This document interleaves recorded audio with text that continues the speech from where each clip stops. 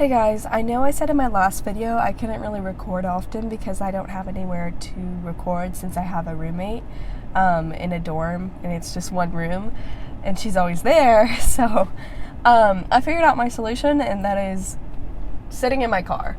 And I'm in my car right now and I'm very paranoid because I'm gonna kill myself if someone sees me doing this. Like, that is so fucking embarrassing. Sorry y'all, but like, this is for real embarrassing because I'm in my dorm parking lot, but there's nowhere else to go. Oh, y'all, I look crazy. Anyways, let's get into this. Oh, also, this doesn't have chapters. There's only one chapter, so I'm just splitting it up into 3 chapters. Alright. There was always something slightly off kilter about entering a 24/7 convenience store at 4 a.m., especially if one was to enter with a torn hero costume and the expression of someone who didn't know what sleep was. When Izuku, Kachan, Todoroki, and Yaoyorozu stumbled bleary-eyed into the first convenience store they found, the acne-prone storekeeper straightened his back immediately at the sight of the latest up-and-coming heroes. He buried his chemistry textbook under the counter and watched with bated breath as none other than UA's big 4 browsed the food aisles. Not that it mattered anyway. None of them were paying any attention to him. Izuku stopped in front of the ramen section, dropping into a crouch to scan the cheaper items below. God, he was so tired. He knew, they all knew, that their work would initially involve a lot of grunt work, stress, and sleepless nights. But knowing about something beforehand was still very different from experiencing it. He sighed. You'd think that after almost a year and a half of being freshly graduated UA students, it would get easier to handle. When Kachan crouched down next to him, Izuku wordlessly passed him the instant ramen cup with the most synonyms for spicy displayed on the cover and gathered 3 other cups in his hand. Todoroki and Yaoyorozu had unsurprisingly taken to instant noodles pretty easily this year, considering the lack of time to cook anything else now. Oi, shithead, get that natto thing. I want to throw it at Raccoon Eyes while she's still on patrol and watch her scramble to eat them off the ground like a bird. Izuku would have laughed at the aggressive show of sentiment if his brain didn't feel like it was stuffed with cotton. Instead, he just let out an amused huff and passed the natto over. Sure, Kachan. I'll buy them since you're so concerned about your friend's well-being. I ain't fucking... Wait, isn't that Ears and Dunce Face?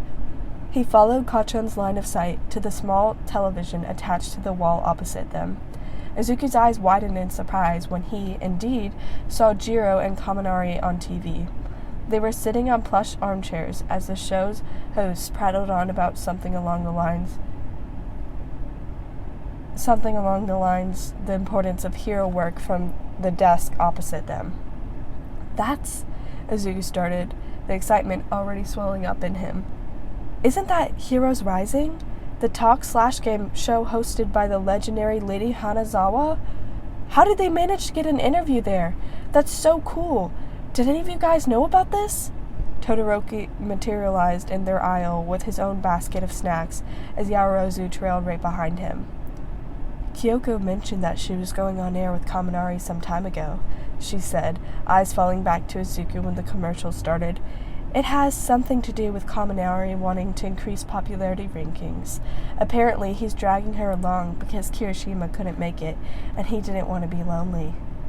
Kachan scoffed. Right, like showing your face on TV is suddenly gonna boost up your hero ranks. It does help, though, Todoroki interjected, shrugging. You can't really rise to the top of the ladder if you're not viewed favorably by the citizens you've sworn to protect. Spare me the lecture, Icy Hot. Kachan stood up, grabbing the ramen and cradling the natto in the crick of his elbow. Not my fault you extras need to jump at whatever shitty opportunity you can get to my level. Stop calling us extras, the 3 of them sighed. Todoroki placed the items from Yaoyorozu's hands into his basket. Besides, Bakugo, last time I checked, you were barely scraping the top 50. Izuku snorted into his hand. He looked up at Kachan, expecting to see some sort of explosion or outburst, but was greeted instead with a hard scowl. Fuck you, he said without any real bite. Can't really fucking do much when you've only been up against D-list villains. Whatever, Todoroki replied easily, moving past them to get to the counter. A boost in your rankings wouldn't hurt, though, especially for someone as feral as yourself. Huh? What? Just last week, the media falsely identified you as the villain during your fight against the guy with a literal lava quirk, Todoroki retorted, trying and failing not to smile. That's probably because you kept yelling, "Die, scum," Izuku added helpfully. Oh, and, Yaoyorozu contributed, remember when last month that young girl needed help finding her dog and cried when you said you helped her because she thought you were scary? It's a shame someone had to upload that to the internet. She laughed, one hand pressing against her chest at the memory. Sorry for laughing, Bakugo. How impolite of me. It was just so funny. Don't preach about politeness and turn around and keep laughing, damn hypocrite. Then Kacchan looked down at Izuku, who had since resorted to just sitting on the floor. And don't you dare fucking laugh, Deku. He was already in the beginning of a laugh, though, and he couldn't bring himself to stop. Oh, don't be like that, Kacchan, he said, standing up, even though his body very much wanted to lie face down on the ground. It was kind of funny. Nobody could ever say stuff like that about you in middle school. He stared at Izuku for a second, but didn't respond. His eyebrows were knitted together, and he looked like he wanted to say something, but he just muttered a t, and he moved towards the counter where Todoroki and Yaoyorozu were already leaving after buying their snacks. After Kacchan and Izuku paying for their things, because Kacchan paid last time and he needed to make things even, Kacchan took one quick look at the change in his palm and scowled. Wrong change, dumbass, he snapped. The cashier tried to stutter out an apology, but wasn't given the chance to. Didn't they fucking teach you how to... Kacchan! Izuku placed a pulsating hand on his shoulder, his eyes set into a disapproval so stern and intense that Kacchan made no move to argue. The gesture did seem to leave him silently fuming, though. When Izuku turned to look at the cashier, the look was instantly replaced with a bubbly smile. Keep the change. It's hardly anything anyway. Thank you for your service. The cashier swallowed tightly, looking as if he very much wanted to say something. Izuku picked up on it pretty easily. Do you want us to sign something for you? More nodding. A well-worn textbook materialized instantly from under the counter and was slid towards the two of them with a pen. Could you address it to Akio? The kid squeaked, his eyes fitting between the two of them. She's my younger sister. She's been totally obsessed with you ever since you assisted Sunny during the fight last month. The incident that he and Kacchan had fought together in. Izuku blushed, but muttered his appreciation, flipping over the cover to scrawl a note on the first page. But when Kacchan moved to take the pen from Izuku, the cashier surged forward and snatched the book and the pen away, very pointedly not looking at the explosive hero. Kacchan's hand still hovered in the space above the counter. And then, to Izuku's surprise, the boy bowed dramatically. Thank you, Hero Deku. Keep us safe. The boy, just as quickly away, ducked down and busied himself with something underneath the counter.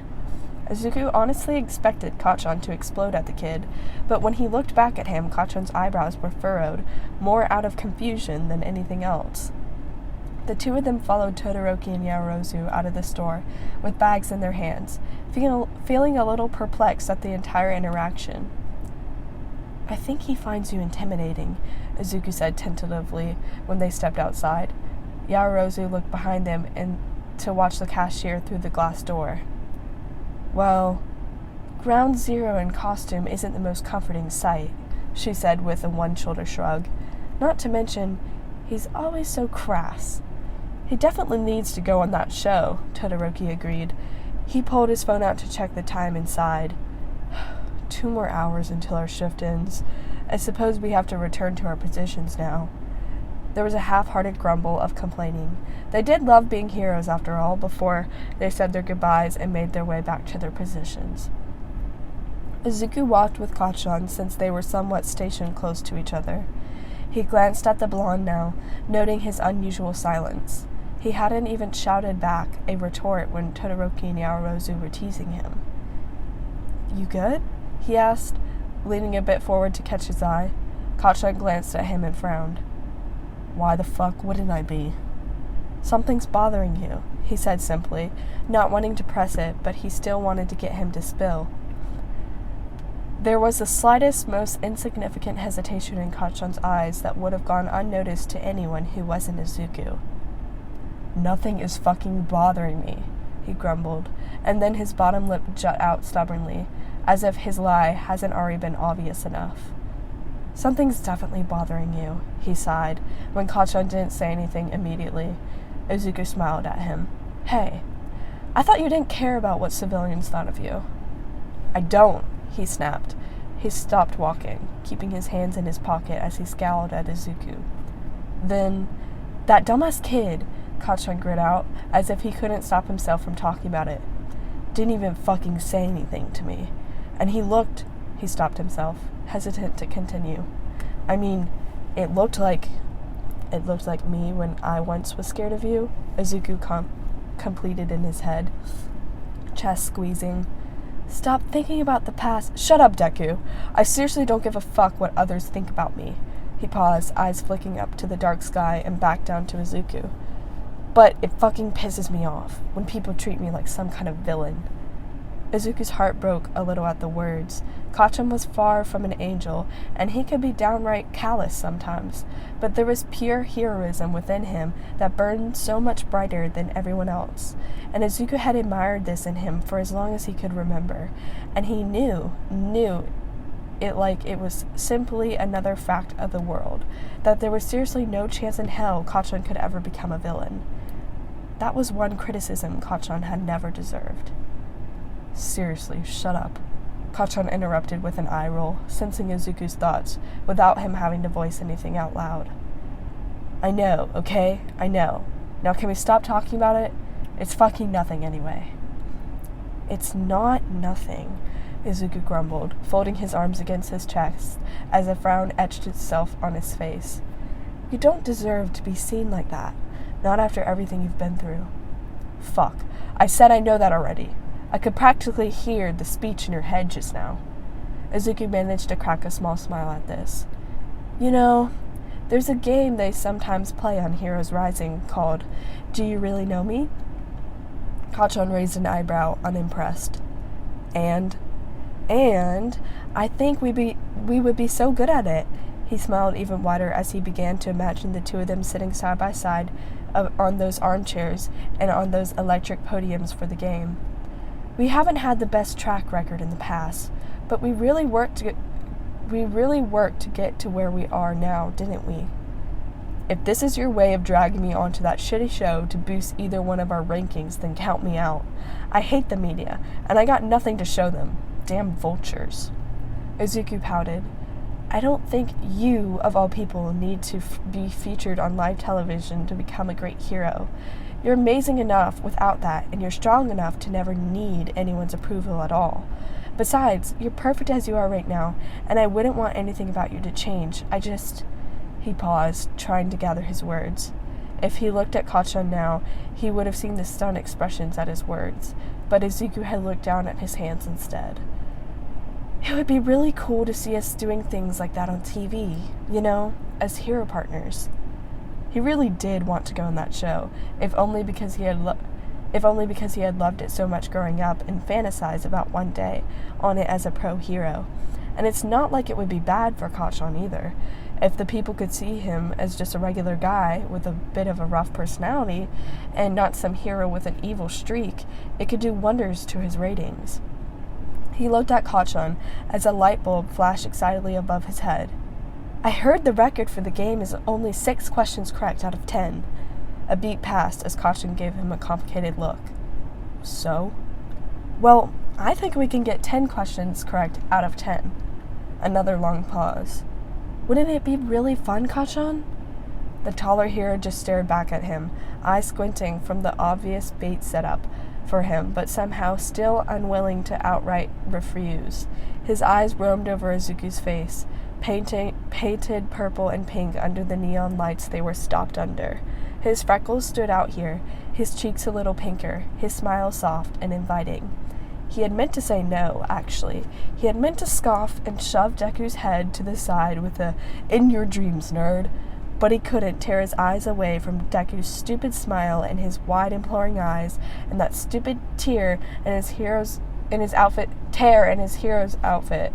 revealing just the slightest sliver of pale pink skin. So he said, "We could definitely fucking ace that game." All Might was unsurprisingly on board with it. "Young Midoriya, that's a fantastic idea."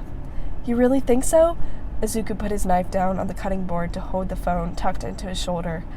"I was just thinking it would be nice to show my face to the world, you know? The new symbol of hope and all that. And you do have some pretty big shoes to fill." There was some rustling on the other side of the end of the phone. "Well, you are still quite new to this, my boy," All Might said. "And in all honesty, media attention might not be so wise when you're just starting out. Expectations and all that. There's no hurry to do anything when you're so new." Izuku fiddled with the hem of his shirt.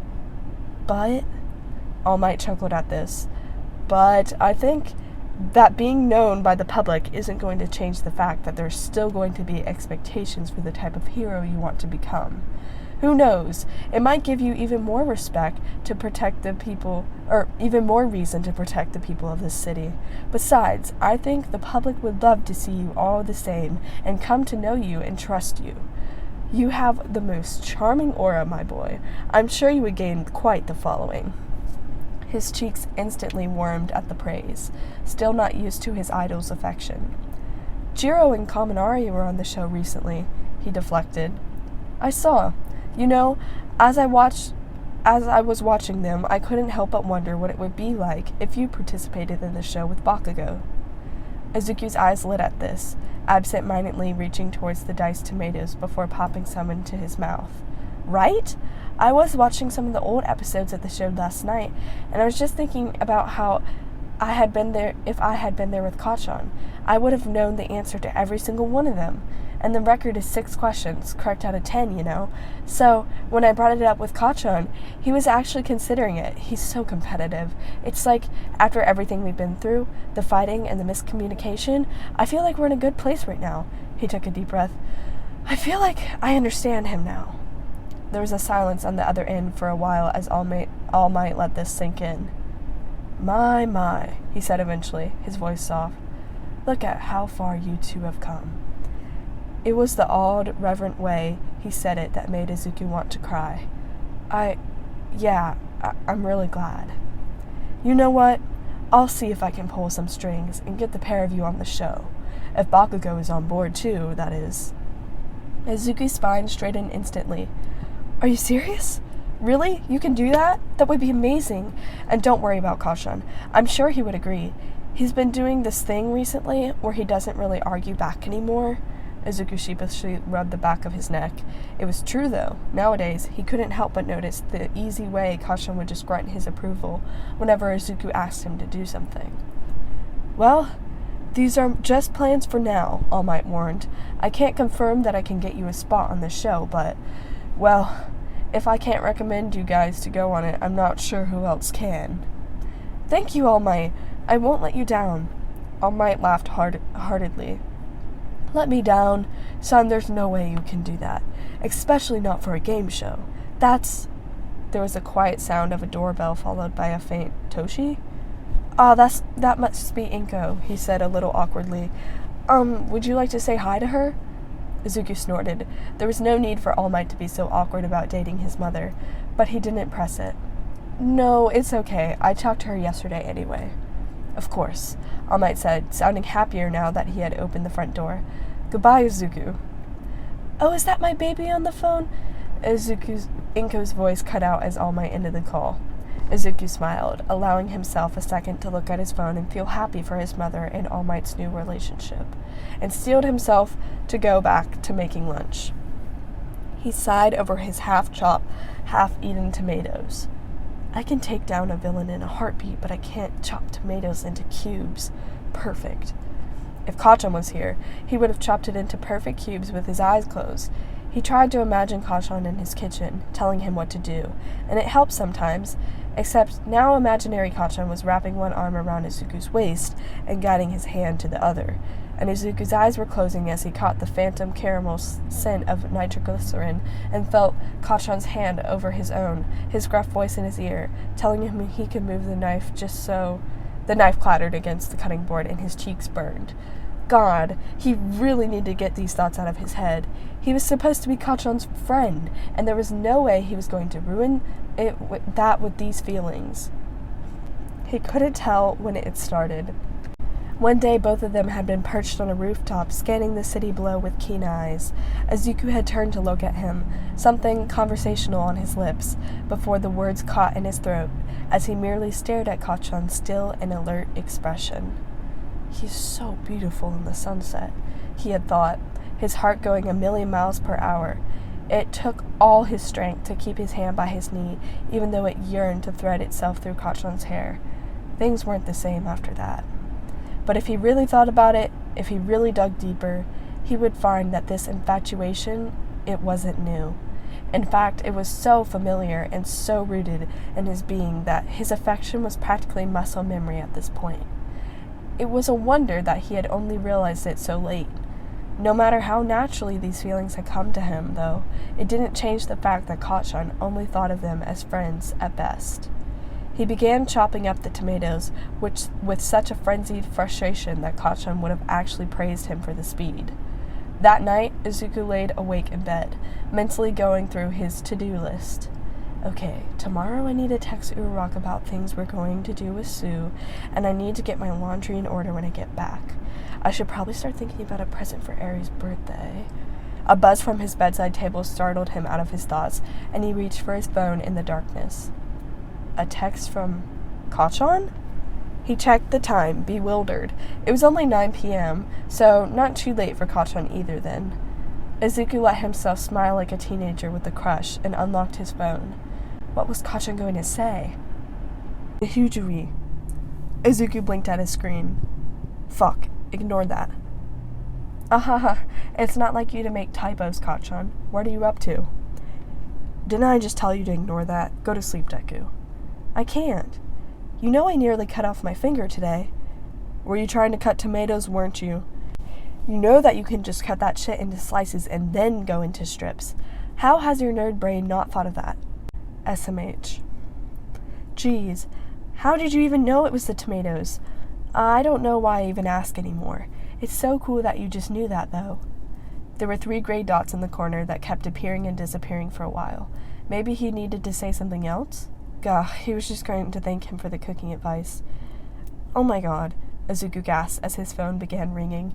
He stared at Kachan's contact picture in disbelief. One of the two of them grinning into a camera, half tipsy at their graduation party. Kachan didn't really call him this late at night, so he answered it with more eagerness than what was required for answering a call. Hey, Kachan! He greeted instantly, not bothering to disguise excitement. Kachan's voice sounded kind of rough, as if he just woke up. Sup, nerd? Izuku tilted his head at the way he sounded awkward, hesitant. He's probably just sleepy. Someone sounds sleepy, he smiled. How come you're still up? It's not that late, asshole. Izuku could practically see him rolling his eyes. At least he sounded more awake now. It is for you, he retorted, but I guess even you could have trouble sleeping at night. Have you tried watching a really boring video to make you feel sleepy? I heard that works. I mean, I tried doing it once, but it didn't really work. I was watching a video about the aging process of orangutans, and it actually made me feel more awake. On a side note, I can't believe the palm oil industry is single-handedly destroying the orangutan population. Oi, listening to your stupid nerd voice is making me fall asleep. Izuku cracked a grin. Oh, should I read you a bedtime story then? He said, voice teasing. He placed his phone down on the pillow next to him and laid next to it, smiling as if it was really Kachan next to him and not just a disembodied voice speaking out of a piece of plastic in class. It was kind of sad, really. Izuku batted the thought away. There was a short, muffled laugh on the other end, and Izuku's heart was basically on cloud 9 right then. When'd you get so fucking cocky, Deku? He didn't say anything for a couple seconds, not because he didn't know what to say, but because he was listening to the faintest sounds in the background. Then, "You're watching Heroes Rising, aren't you?" There was some rustling. "Okay, that's fucking creepy." He settled himself more comfortably in his pillows with a satisfied smirk. I recognized the host's voice. Lady Hanazawa is pretty hard to ignore. But hey, you're actually watching it. Did you watch the episode with Kaminari and Jiro? Doesn't the Hero Duo game look like so much fun? It's not bad, Kachan admitted, apparently pausing the video since the background noises stopped. And yeah, I've watched theirs before. Fucking losers only got 4 questions correct. Izuku laughed. Well, to be fair, you need to answer the question for not only yourself, but for your partners too. So I guess they have a disadvantage of not being childhood friends. It's probably to be expected that they got so many questions wrong. We wouldn't do that. Kachan sounded kind of serious now, his voice solid and completely certain. Izuku felt a blush coming on and pressed a hand to his cheek. No, he said, clearing his throat. I know we wouldn't. There was a heavy pause between them, and Izuku found himself enjoying the intimacy of it. If his mobile phone had one of those cords on the landline, Izuku knew he would be twirling it in his fingers right now. I talked to All Might today, he said eventually. He said he could try to get us on the show. That is, if you actually want to. Whatever, Kachan grumbled. Could be interesting, I guess. Watching these losers get questions wrong is just making me want to show them how it's done. So competitive, Kachan. Izuku quietly laughed. Who knows? You might even gain quite a following. I've heard that you're quite popular with the high school girls. The blonde snorted. Yeah, no. They'd be wasting their time on someone who's gay. Izuku froze instinctively. After an awkward pause, a voice said, Deku? I'm... Same here, kind of. I'm the same. Sorry, I was just kind of surprised. Oh. Izuku chewed on his lip. Yeah. That's cool, I guess. Does anybody else know? This time the silence stretched for so long that he thought Kachan had hung up on him. Hello? No, nobody else knows.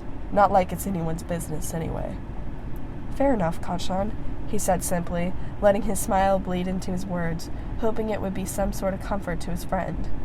Hey, why were you watching Heroes Rising anyway? Kachan's relief at the subject change was palpable through the phone. Dunno, I was just thinking of... He stopped. Thinking about the whole popularity thing. I mean, it wouldn't hurt, I guess. And I wanted to see what kind of lame games they'd play on it, so... Izuku yawned and nodded, still knowing full well that Kachan couldn't see him. Kachan doesn't need to appear on a show to be popular. Yeah, I know, Kachan said, almost a little fondly. Is my voice boring you, Deku? Izuku's eyes closed shut briefly. Of course not. I could listen to your voice all night. If Izuku wasn't feeling so sleepy, those words would have mortified him, but Kachan's deep voice was soothing, even if it was peppered with swear words every now and then, and he found himself growing tired. If Izuku was in the same room as him, he would have seen the way Kachan's hands flew to his face to smother the unwanted blush that was spreading there. Go to sleep, he said roughly. Okay, good night, Kachan. Nice talking to you.